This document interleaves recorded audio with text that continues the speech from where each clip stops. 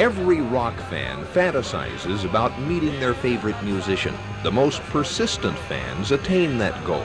In polite society, these sexually active butterflies are known as groupies.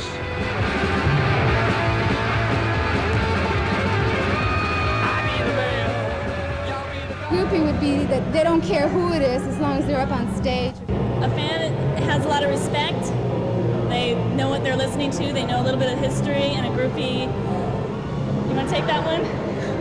A groupie wants to sleep with the band. I think a fan identifies with the band and will go, to links to see the group and identify with it, where groupies want to be right there, right with the stars, sometimes right on top of them. In the 60s, groupies were part of rock's elite. One bizarre coalition of groupies, Chicago's plaster casters, specialized in casting plaster of Paris molds of superstars' private parts. Ozzy Osbourne remembers. They used to sort of get your donga and put it in a plaster of Paris cast and stick on ice scoop. This, Jimi Hendrix, Eric Clapton, I think it's like you begin to feel like a tool.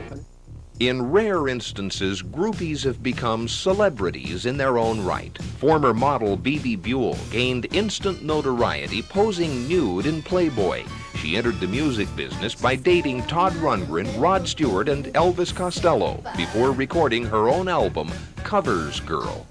I used to dance in front of the mirror and sing with records with my hairbrush and imagine that I was a rock star. And then when I got a little older, I wanted to know all the rock stars, and I wanted to be close to them. And finally people started saying to me, "It's really good, Bebe." The voice of experience, Bebe describes the term groupie. I don't really know what people mean by groupie or fan. To me, groupie is something in another dimension.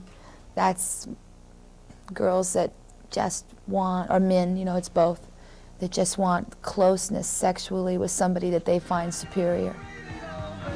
Though the groupie may feel she's spent the night with a superior being, most musicians don't feel the same awe for groupies. This is not my idea of gratification, because ultimately you have to carry on a conversation with these people, and that's generally not too rewarding. And at the moment I'm a pretty good target for sexual attention. Now, 10 years ago, I would have pleaded for the opportunities I get now. 2 years ago, I would have been grateful for the opportunities I get now. A year ago, I would have been excited about the opportunities I'm getting. Now, I take a look, and the quality of energy is simply too cheap. Well, I don't go with groupies. I don't want to know them. I mean, I understand they got their gig and I got my gig, and that's the end of the story. And there's no big. I whipped this woman and I electrocuted her big toe with a light bulb, It's like, what's the deal, It's like, I don't get off on it. I don't want to know. I'm not interested, and that's it. Rock's bad boy, Alice Cooper, has his own unique method of discouraging groupies. The very funny thing about groupies was they never sort of ever came out of my room because of the snake. I always had the snake in the room, and they would just disappear. And I could never find them in the mornings, and the snake kept getting bigger and bigger and enormous. And finally, we realized what was happening, and we got rid of the groupies because we needed the snake.